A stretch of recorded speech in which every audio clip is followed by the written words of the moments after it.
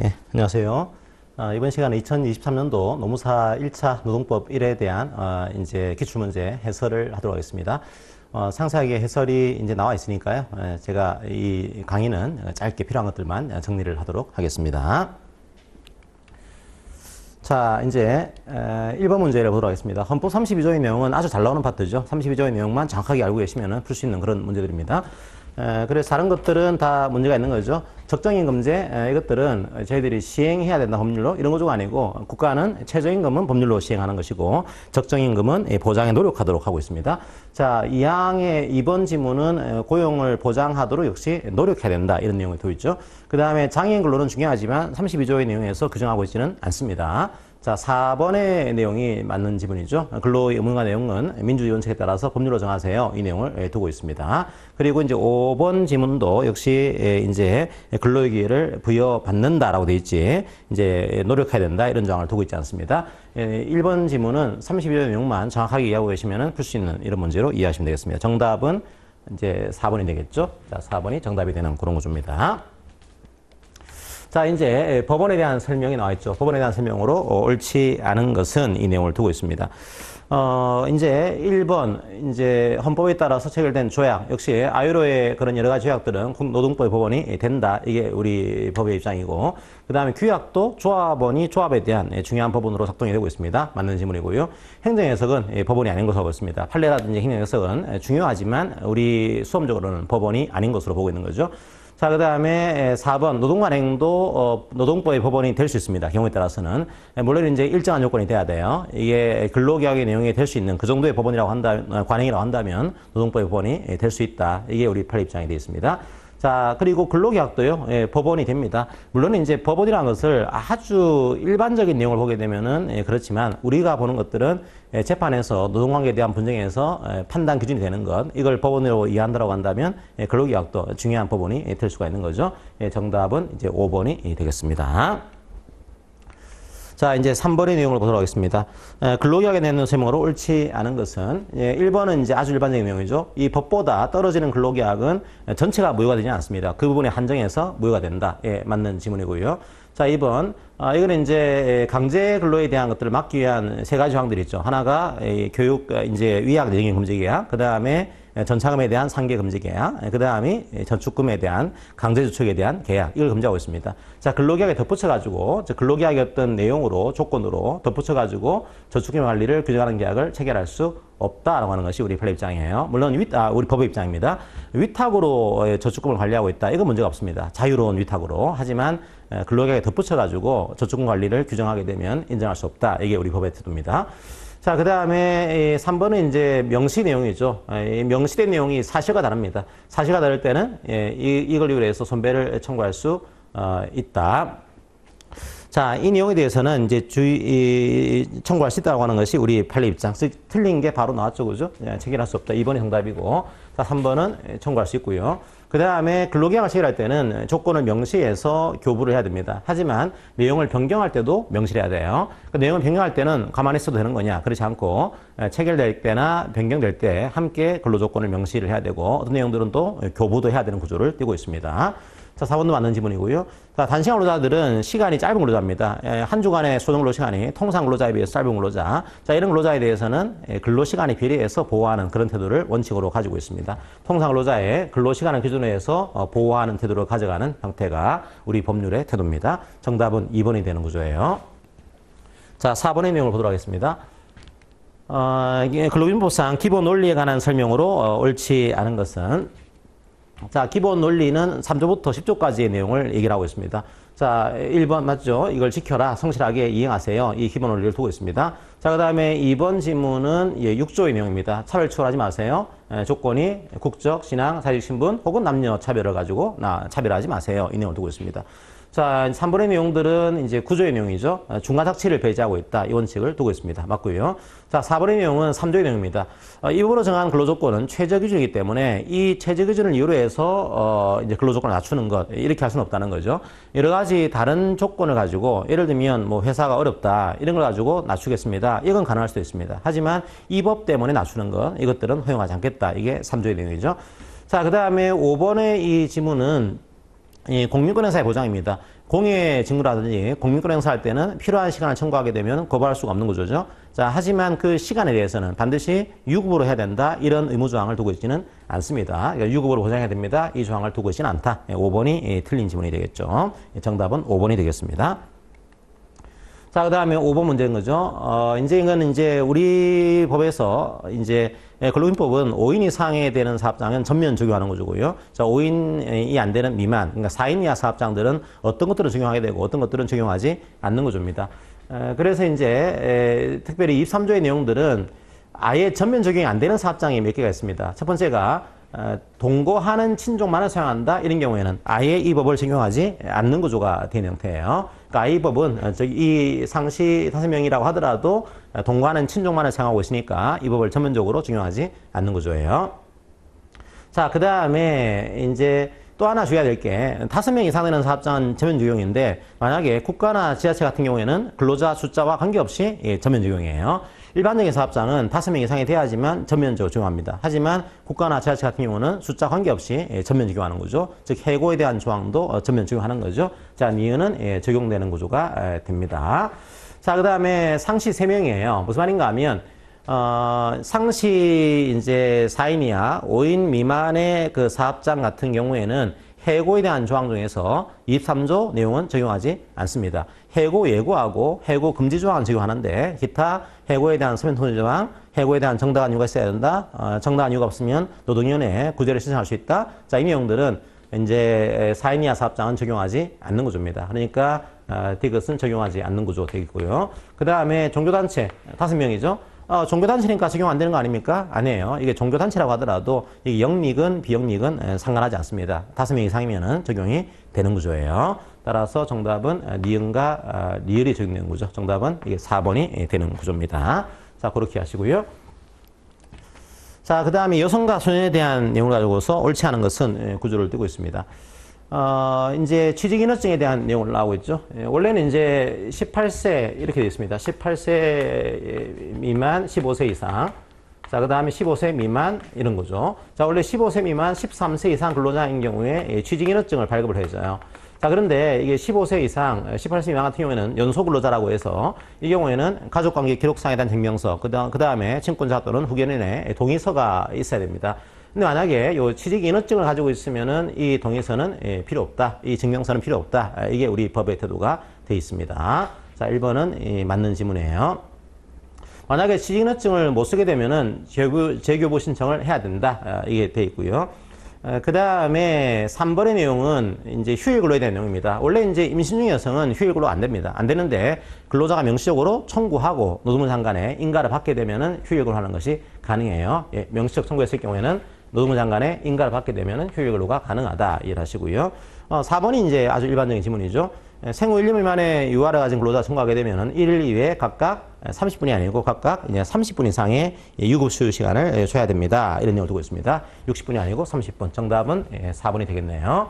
자, 5번 뭔가 하면은 원래 격리 근로를 여성이라든지 연소근로자는 할 수가 없습니다. 할 수가 없는데 어떤 특정한 업무의 경우에는 일시적으로 격리 근로 하는 것이 가능합니다.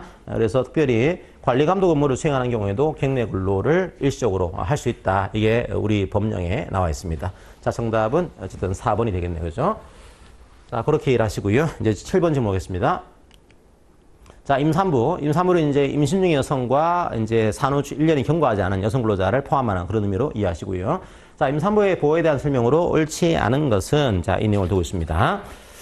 자, 첫 번째, 원래 임신을 하게 되면은 연장 근로 금지가 됩니다. 그리고 근로자가 요구하면은 쉬운 종류의 근로로 전환을 시켜야 돼요. 요구와 관계없이 이게 틀린 지문입니다. 따라 정답은 1번이 되겠네요. 자, 2번은 사산을 했을 경우에는 사산휴가를 줘야 됩니다. 유산을 했을 경우에는 유산휴가를 줘야 되고요. 그 다음에 원래 출산휴가는 90일입니다. 하지만 한 번에 둘 이상의 자녀를 임신하게 되면은 120일의 출산휴가를 부여하는 구조가 되어 있었죠. 출산휴가를 마치고 복귀를 했습니다. 복귀할 때는 적어도 이제 동일한 업무에 복귀시키든지 아니면 동등한 수준의 임금을 지급하는 직무에는 복귀를 시켜야 된다. 이게 우리 법의 태도고요.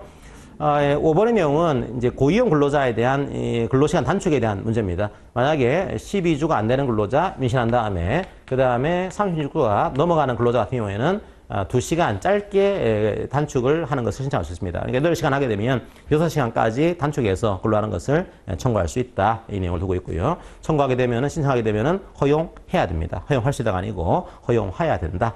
이게 내용이죠. 정답은 1번이 되겠습니다. 자, 8번 질문 보도록 할게요.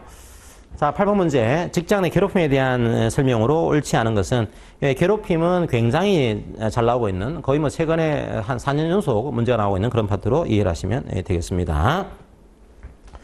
자, 첫 번째로 이제 조사를 실시해야 돼요. 기본적으로 누가 신고하거나 신고하지 않더라도 인지한 경우에도 객관적으로 조사를 실시할 수 있다? 아니죠. 실시하여야 한다.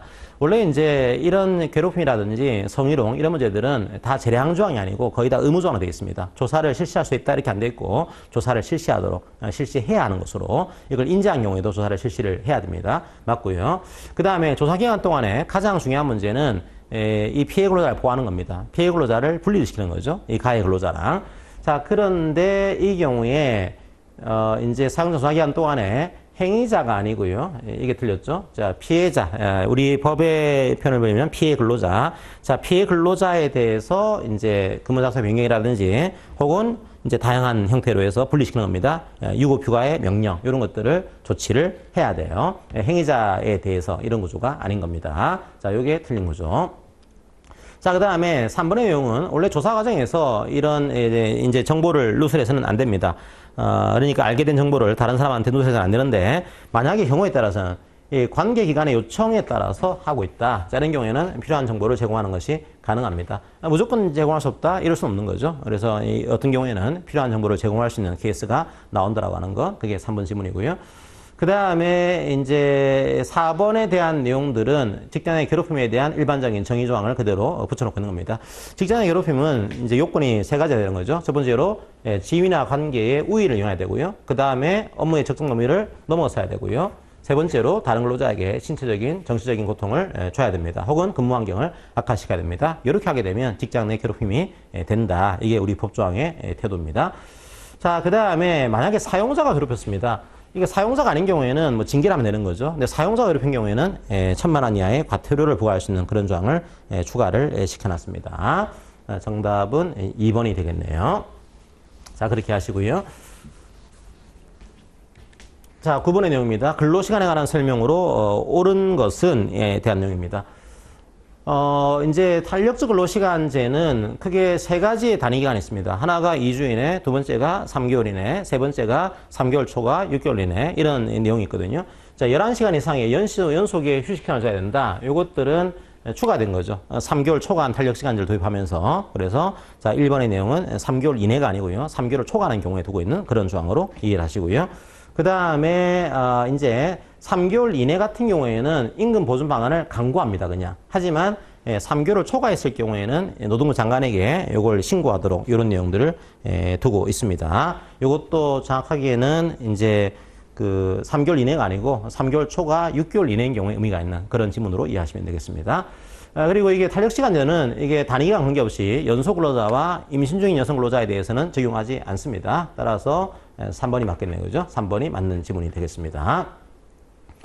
자, 그 다음에 이제 그 3개월을 초과하는 경우에는 원래 그 단위기간에 주별 근로시간을 서면 합의해야 되는 구조입니다. 하지만 만약에 근로자 대표하고 협의를 해야 되는 거죠. 합의가 아니고요. 자, 업무량 급증도 가능합니다. 가능한데 대표하고 협의해서 원래 합의한 주별 근로시간을 변경할 수 있습니다. 그러니까 이 케이스는 근로자 대표하고 협의를 해야 되는 구조가 되어 있고요. 그 다음에 또 한 가지는 이제 협의하게 되면 이걸 변경할 수 있는 구조가 되어 있습니다. 그 4번 내용은 약간 문제를 꼬아내는 형태로 이해하시면 되겠습니다. 4번도 틀린 지문이에요. 그 다음에 5번에 대한 내용들은 연소근로자의 근로시간은 하루 7시간이고요. 한 주에 35시간을 초과할 수 없도록 규정을 두고 있죠. 자, 그 내용도 이해를 하시면 되겠습니다. 정답은 3번이 되겠네요. 자, 이제 10번 질문을 볼까요?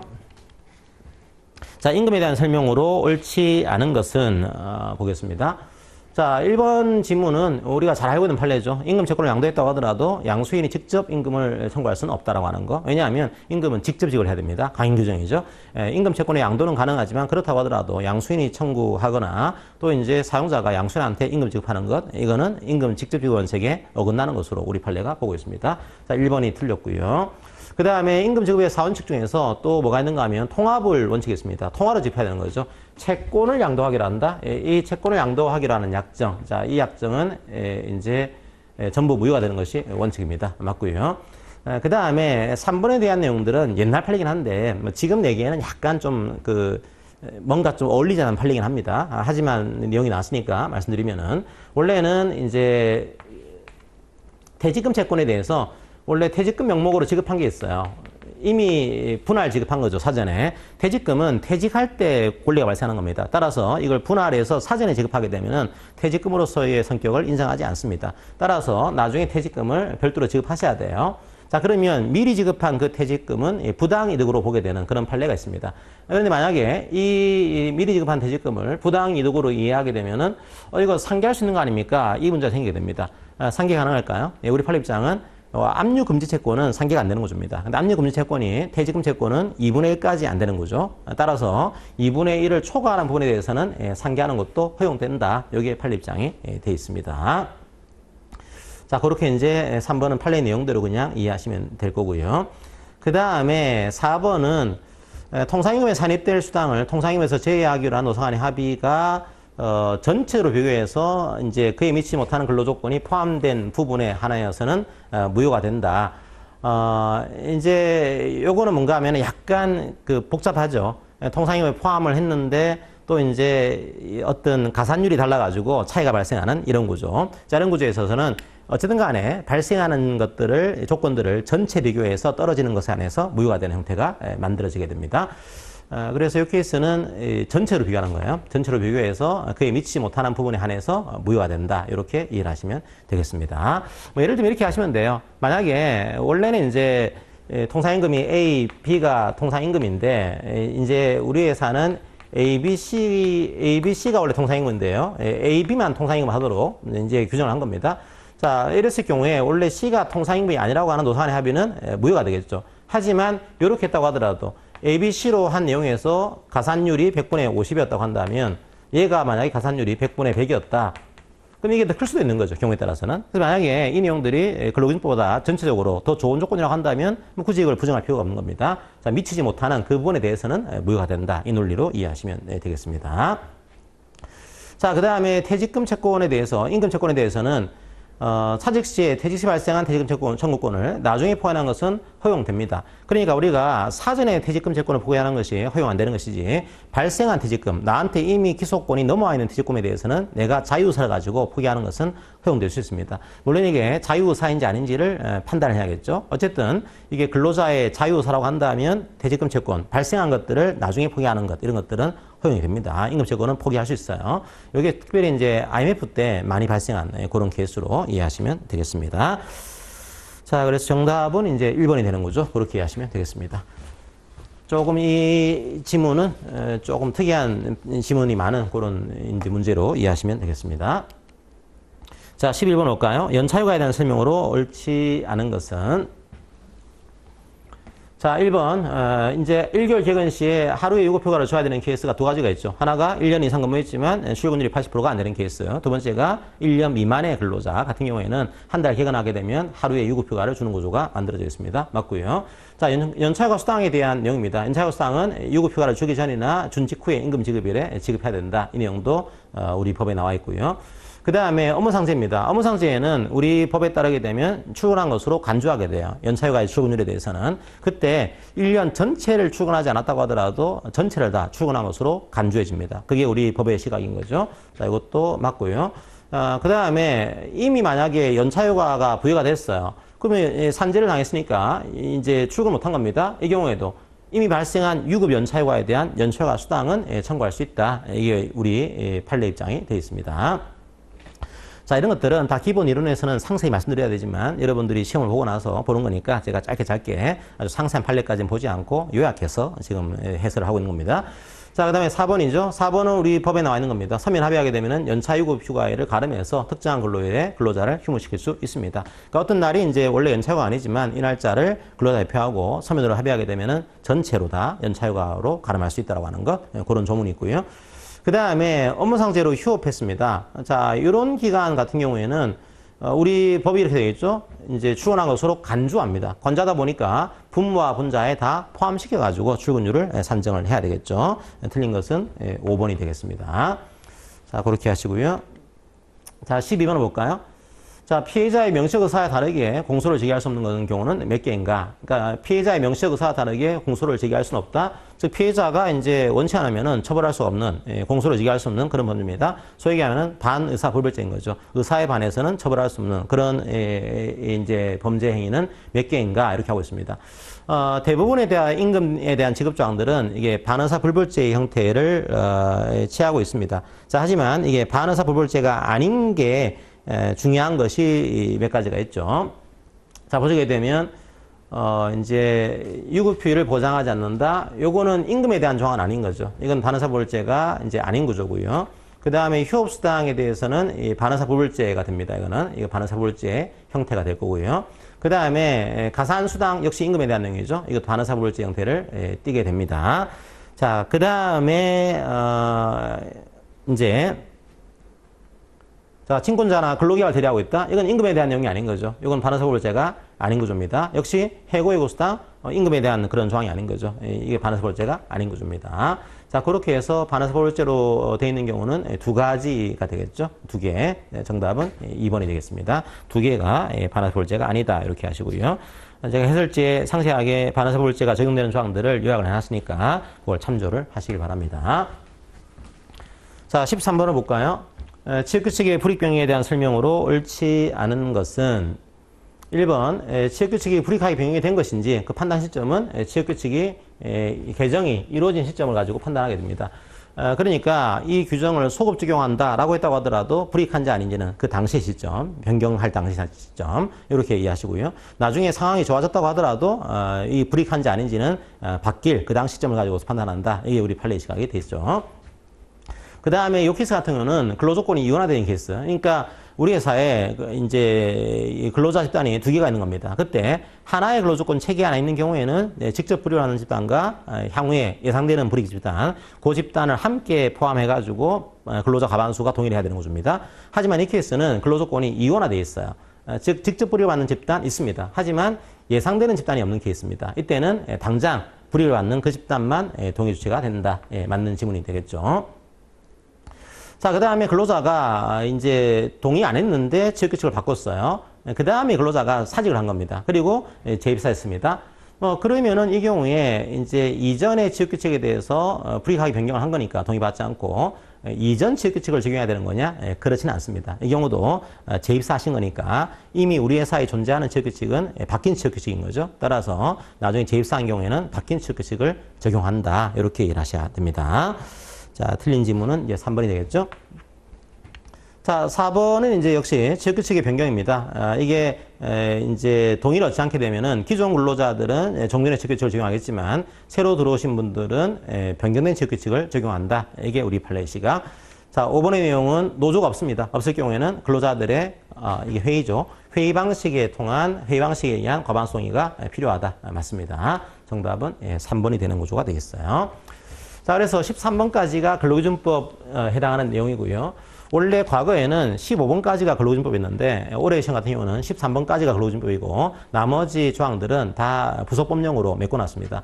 그러니까 부속법령의 그냥 비중이 50% 가까이 되는 구조였기 때문에 아마 부속법령을 상세히 안 보신 분들은 좀 어렵게 느껴질 수 있는 그런 시험이었다 이렇게 볼 수 있어요.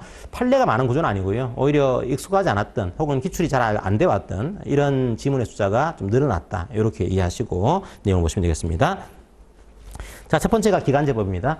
기간제법은 이제 올해 시험에서 두 개의 문제가 출제가 됐어요. 자, 보시게 되면 사용자의 부당한 갱신 거절이다. 이것도 중요한 판례죠.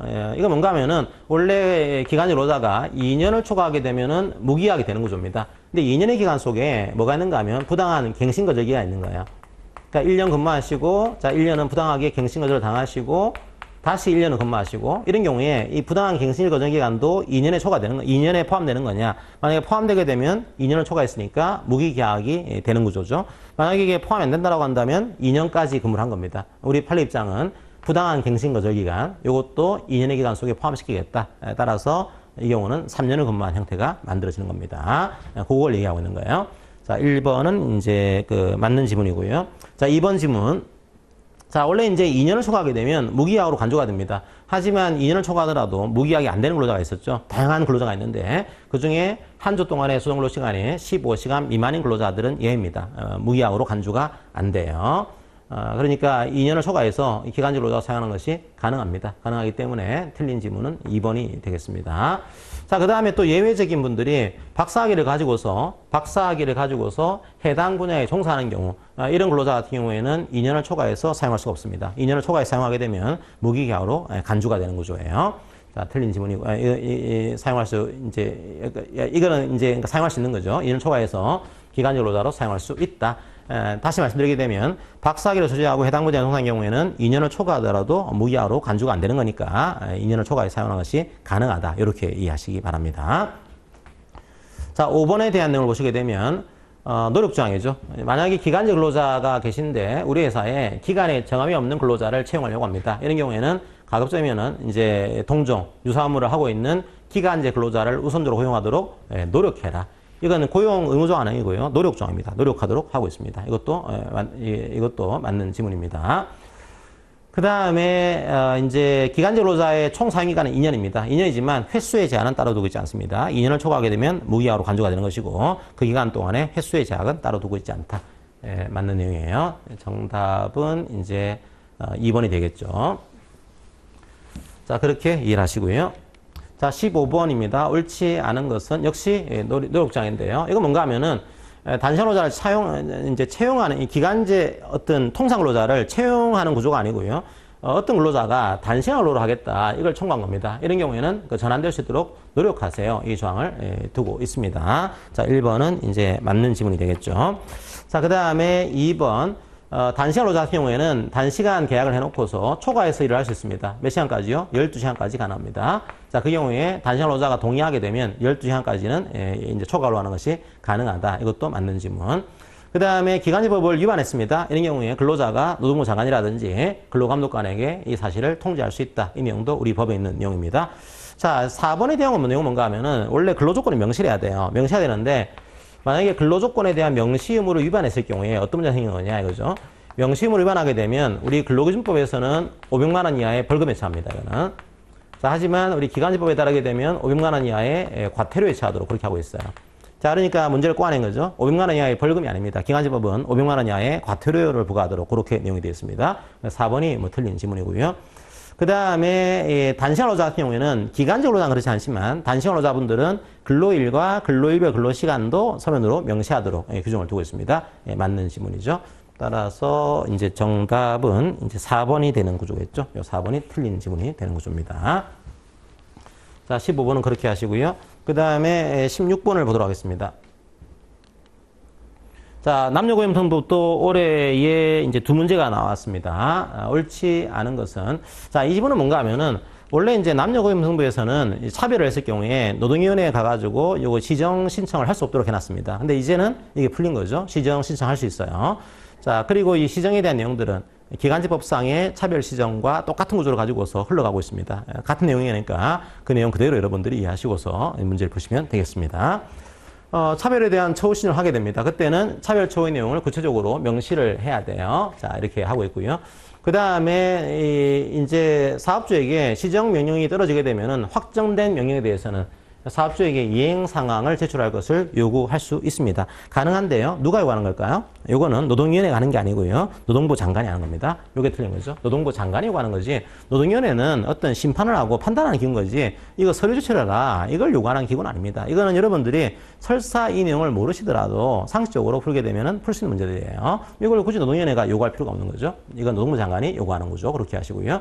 그 다음에 차별처우가 되게 되면은 이제 시정명령이 떨어집니다. 그때 시정명령이 손해액을 배상하는 시정명령이 떨어지시는데 그때 이게 아주 고의적이다.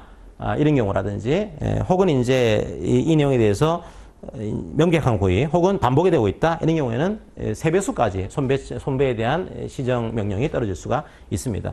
원래는 이제 실손해액만큼 배상을 해야 되는 구조인 건데 이런 식의 아주 고의 혹은 반복되는 경우 이런 경우는 3배수까지는 손배 명령을 내릴 수가 있다고 하는 거 그렇게 하시면 되겠습니다.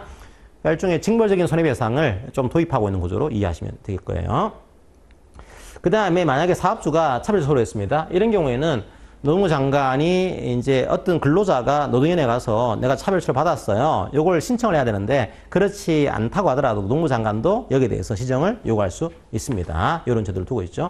이것도 기간제법에서는 아주 중요한 내용이고 그 내용들이 그대로 이 법에 이제 투영된 것으로 이해하시면 되겠습니다. 자, 그 다음에 차별초의 내용은 원래 다른 것들은 3개월 이내인데 차별초에 대해서는 6개월로 두고 있죠. 기간제법, 파견법 혹은 이제 압력금평부에서 이 시정에 대한 신청은 6개월까지 범위를, 기간을 좀 늘리고 있다고 하는 거, 그렇게 하시면 되겠습니다. 정답은 이제 2번이 되는 구조예요. 요거는 이제 남녀고용평법에서도 차별적 초에 대한 시정명령이 이제 만들어졌다. 그 다음에 그 내용들은 기간제법과 동일하다. 이 내용만 알고 있으면 크게 어렵지 않은 그런 문제로 이해할 수가 있습니다. 사실 여러분들이 이 부속법령이 어렵게 느껴지는 이유는 딴 거 없습니다. 공부를 안 했기 때문이죠, 실제로. 이게 문제 숫자가 작다 보니까 대개 이제 하루 이틀의 특강으로 이걸 커버한단 말이에요. 근데 올해 문제 같은 경우는 그 하루 이틀 특강에도 충분히 들어가는 문제지만, 이제 꼼꼼히 안 보면은 약간 여러분들이 모를 수 있는 익숙하지 않은 문제들이 나오다 보니까 좀 어려운 거고 아주 희한한 문제가 나온 케이스는 아닙니다. 그러니까 여러분들이 부속법령을 조금만 더 상세히 공부하시면 풀 수 있는 문제, 그런 문제들이니까 혹시나 이제 향후에 시험 보실 분들도 너무 두려워하지 마시고 아주 뭐 이상한 문제가 나온 건 아닙니다. 조금만 보시면 풀 수 있는 문제들이니까 너무 두려움을 없애시고 공부할 필요가 좀 있습니다. 자, 그 다음에 17번의 문제입니다. 이것도 이제 충분히 나올 수 있는 것들이죠. 최근에 많이 나오는 것 중에 하나가 가족 돌봄에 대한 휴직, 그 다음에 휴가, 근로시간 단축이에요. 가장 최근에 제도를 가지고 문제를 낸 겁니다. 가족 돌봄에 대한 근로시간 단축에 관한 설명으로 옳지 않은 것은, 자, 이 문제를 냈어요. 자, 보시게 되면 이게 근로시간을 가족을 돌보기 위해서 근로시간 단축을 할 수 있거든요. 이 경우에도 근로자가 명시적으로 청구하게 되면 12시간 이내에서 연장 근로하는 것이 가능합니다. 단축 시간은요, 15시간 이상 30시간 이내입니다. 이게 육아기 근로시간 단축과는 다릅니다. 육아기 근로시간 단축은 15시간 이상 35시간 이내지만 이거는 30시간 이내로 이렇게 돼 있어요. 다른 구조. 그 다음에 여러 가지 사유가 있는데 그 중에 한 사유가 학업을 위한 경우입니다. 원래 다른 사유 같은 경우에는 이제 연장 가능하거든요. 1년 이내에 할 수 있고 2년까지 연장할 수 있습니다. 하지만 학업을 위해서 하는 경우에는 연장이 안 되는 구조. 이렇게 돼 있습니다. 이것도 맞는 구조. 그 다음에 만약에 이 근로시간 단축을 청구했는데 허용하지 않았다. 이런 경우에는 그 사유를 서면 통지해야 되고 다른 조치를 통해서 지원할 수 있는지를 근로자 대표하고 서면으로 협의하도록 이런 내용들을 이제 이제 두고 있다. 요건 틀렸죠, 그죠? 요거 4번 지문이 틀린 거예요. 4번의 지문은 뭔가 하면은 서면으로 통보하고 해야 되는지를 이런 거죠. 서면 통지하고 다른 식으로 할 수 있는지를 왜 근로자 대표하고 이게 합의를 해야 돼요? 그게 아니고요. 근로자 개인입니다. 근로자 개인과 협의하는 거죠. 이렇게 여러분들이 이해하시면 돼요. 자, 문제가 워낙 대표와의 서면 합의가 많이 나다 보니까 요거를 이제 집어넣은 건데 개인이 신청한 거니까 이게 다른 방식이 있는지를 개인과 협의하도록 이 내용을 두고 있는 겁니다. 그 내용이 이제 틀렸고요. 4번이 틀린 지문.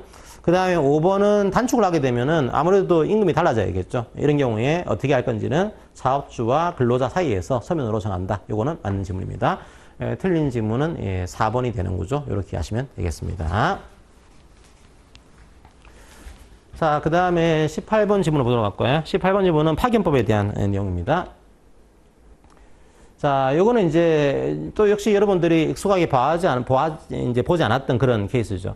뭔가 하면은 파견의 가장 중요한 특징은 사업주가 2명이 있는 거예요. 하나는 나를 고용한 사업주, 파견 사업주죠. 하나는 나를 사용하는 사업주, 사용 사업주죠. 그러다 보니까 이게 사업주가 2명이 되다 보니까 이 사업주에 대해서 근로기준법상의 책임을 물어야 되는데 어떤 사업주에 대해서 책임을 물어야 되는 거냐, 이런 문제가 나올 수가 있어요. 아주 간단하게는 계약 문제와 이런 해고 문제 이런 것들은 파견 사업주가 계약을 했으니까 파견 사업주가 책임을 져야 되고요. 그 다음에 근로시간이라든지 휴일, 휴가 이런 것들은 내가 사용을 하고 있으니까 이 경우는 사용 사업주가 책임을 져야 됩니다. 근데 특이한 게 하나 있어요. 뭐가 있는가 하면은 휴가에 대한 문제는 이제 사용사업주가 책임지는 건데 휴가에 지급되는 임금은 파견사업주가 책임을 져야 됩니다. 그리고 또 한 가지, 연차 휴가에 대해서만큼은 파견 사업주가 사용자 책임을 지도록 이렇게 만들어 놨어요. 그 이제 유의할 점들만 잘 보시게 되면 풀 수 있는 그런 문제입니다. 자, 이제 이 내용을 좀 보도록 할까요? 18번 문제입니다. 옳지 않은 것은 휴업상이죠.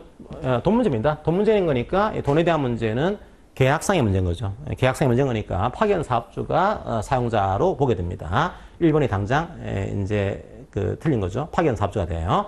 역시 돈 문제에 대해서는 파견 사업주를 사용자로 보게 됩니다. 그 다음에 쉬는 문제인 거죠. 시간 문제는 사용 사업주가 사용자 되는 거고요.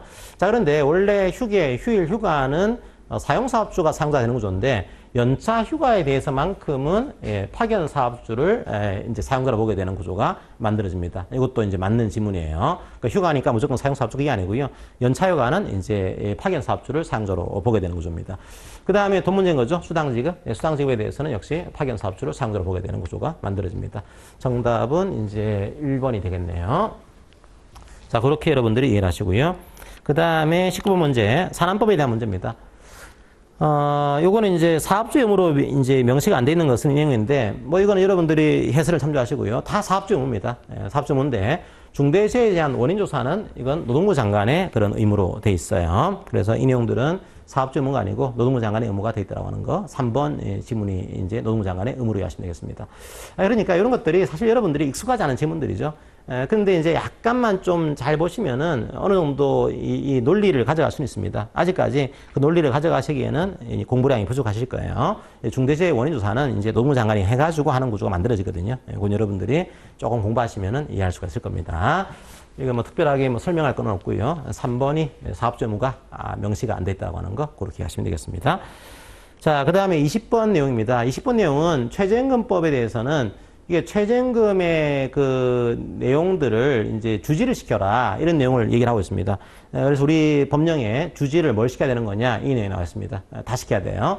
근로자의 최저임금이 얼마인지 이것도 이제 주지를 시켜야 되고요. 그 다음에 여기에 포함되지 않는 임금 뭐가 되는지 이것도 주지를 시켜야 되고요. 그 다음에 누가 이 최저임금이 적용이 안 되는 것인지 적용이 안 되는 근로자의 범위도 이제 주지를 시켜야 됩니다. 그리고 이 최저임금이 효력 발생 시기가 언제인지 그것도 이제 알려줘야 됩니다. 기역, 니은, 뒷글, 리을이 다 알려줘야 될 내용으로 우리 법에 나와 있습니다. 그리고 또 한 가지 이제 올해 문제가 좀 어려웠던 것 중에 하나가 이게 부속법령들은 대개는 이제 법률에서 나오거든요. 되게 시행령까지는 안 들어갔어요, 일반적으로. 근데 올해 문제 같은 경우는 시행령까지 좀 많이 들어갔습니다. 그래서 여러분들이 보시기에 법률을 보고 왔는데 안 나와 있는 거네 이게 보일 수가 있어요. 그러니까 앞으로 이제 그 시행령 내용도 중요한 것들은 좀 점검을 하고 시험장에 하셔야 되는 이런 부담은 좀 가지게 됐습니다. 이것도 우리 법률에 나와 있지는 않고 우리 시행령에 나와 있는 구조가 돼 있었습니다. 정답은 5번이 되겠습니다. 자, 이제 21번 문제. 외국인 근로자에 대한 설명을 옳지 않은 것은 요거는 이제 외국인 근로자에 대한 보험 문제를 잘 이해하시면 돼요. 우리가 출국 비용 보험 신탁은 이제 출국하니까 이제 사용자가 부담을 해야 되는 거고요. 그 다음에 귀국 비용 보험 신탁, 귀국에 대한 필요한 비용 보험 신탁 이것들은 이제 근로자가 이제 가입을 해야 돼요. 근로자가. 그러니까 사용자는 퇴직금에 가름해서 퇴직금에 이제 대신해서 이제 출국 보험 신탁을 가입하는 것이고 근로자는 자기의 귀국에 대비해서 귀국 비용 보험 신탁을 가입하는 겁니다. 이건 사용자가 가입하는 게 아니고 근로자가 가입하는 구조로 이해하시면 돼요. 자, 1번이 이제 틀린 지문이 되겠습니다. 그 다음에 외국인 근로자에 대한 이 내용의 가장 첫 번째의 어떤 절차는 외국인 근로자에 대한 고용 허가 전에 내국인 근로자에 대한 구직 신청을 먼저 해야 됩니다. 구인 신청을 먼저 해야 돼요. 자, 이런가 하면 항상 외국인 근로자의 우리 사회에서의 논쟁 중에 하나는 내국인 근로자의 일자리를 가져가는 거 아니냐 이런 논쟁이 있는 겁니다. 일단은 내국인에 대한 구인을 먼저 해보고 뭐 그래도 안 되면은 외국인에 대한 고용 허가를 하는 구조예요. 자, 2번도 맞는 지문이고요. 그 다음에 일단 들어오시게 되면 외국인 근로자는 취업에 필요한 교육을 받아야 됩니다. 그리고 얼마까지 근로할 수 있는가 하면은 입국한 날부터 3년 이내까지 이제 취업 활동할 수 있고요. 그 다음에 2년까지 연장할 수 있습니다. 뭐, 실무적으로는 4년 10개월인데, 그냥, 우리 3년 더하기 2년 구조로 이해하시면 됩니다. 그리고 요 연장된 기간 동안에, 연장된 기간 범위 안에서 근로계약을 체결할 수 있어요. 맞습니다. 그리고 이 법은 선언에 대해서는 적용하지 않습니다. 선언에 대해서는 선언법이라는 법이 따로 있습니다. 그 법에서 따로 규정하고 있다 보니까 이 법을 적용하지는 않는다. 이해하시면 되겠습니다. 정답은 1번이 되는 구조예요. 자, 그 다음에 22번 지문입니다. 근로국제인 법은 굉장히 조문이 많은 그런 법이다 보니까 공부하기 쉽지 않죠. 그래서 여러분들이 이런 법들은 앞부분에 정의 파트라든지 어떤 취지 파트라든지 뭐 이런 것들 잘 보시면 좋겠습니다. 자, 앞에 뭐가 나오는가 하면 이제 복지 향상을 위한 법인데 우대를 하세요. 이런 근로자들을 이걸 명시하고 있습니다. 이거 다 들어가요. 이거는 중소형세기 근로자, 저소득 근로자, 장기소득 근로자, 그 다음에 파견 근로자 다 우대해야 됩니다. 이 내용들이 우리 근로복지개본법에 이제 3조에 나와 있는 그런 내용입니다. 다 들어가는 내용이에요. 정답은 5번이 되겠습니다. 자, 23번 문제를 보겠습니다. 직업안전법에 대한 설명으로 옳은 것은 이 내용을 보도록 할게요. 이제 1번 내용은 직업안전법은 크게 두 가지입니다. 하나가 이제 직업안전기관의 장이 하는 직업 소개 사업이 있고요. 또 한 가지는 직업안전기관의 장 이외, 민간이죠. 민간이 하는 여러 가지 사업들이 있습니다. 뭐 직업안전기관의 장은 우리가 흔히 고용센터를 얘기하는 겁니다. 그러면 이런 경우에 민간 직업상담원을 배치해야 된다? 그런 건 없어요. 그러니까 고용센터에 반드시 민간 근로자가 있어야 되는 거냐? 배치할 수 있는 겁니다. 해야 될 의무가 있지는 않아요. 이게 틀렸고요. 그 다음에 노동부 장관은 새로 취업하려는 사람에게 직업 지도를 이제 하여야 한다. 이 내용을 두고 있습니다. 근데 이거는 뭔가 하면은 한정을 파는 거죠. 직업 지도를 누가 하겠습니까? 이거는 직업안전기관이 장이 하는 거예요. 고용센터에서 하는 것이지 노동부 장관이 하는 구조가 아닙니다. 직업안전기관의 장이 하는 것이 직업지도 그렇게 하시고요. 자, 3번. 이게 맞습니다. 원래 이제 모집에 대해서는 자유모집할 수 있는데 국외에 취업할 근로자 모집할 경우에는 노동부 장관에게 신고하도록 그렇게 규정을 두고 있습니다. 3번이 옳은 내용이고요. 그 다음에 노동부 장관은 이제 무료 직업 소개 사업의 경비의 전부 또는 일부를 보조해야 된다. 그렇게 되지 않고 보조할 수 있다. 재량으로 여러분들이 이해하시면 되겠습니다. 자, 그 다음에 만약에 구직을 신청하는데 구직 신청 내용이 법령을 위반했습니다. 그때는 수리를 거부할 수 있습니다.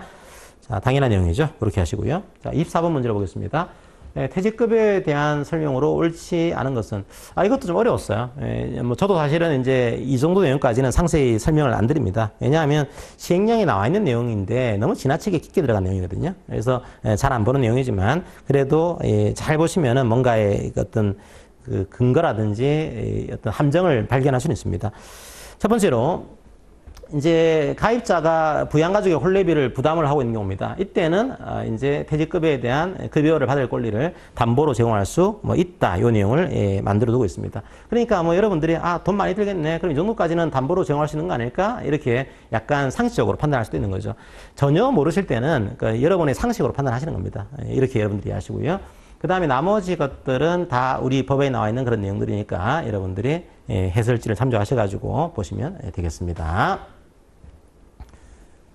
자, 이거 상세히 소개하기에는 너무 시간이 많이 걸리니까 제가 표로 상세히 그려놨으니까 이 표를 참조하셔가지고 정리를 하시면 되겠습니다.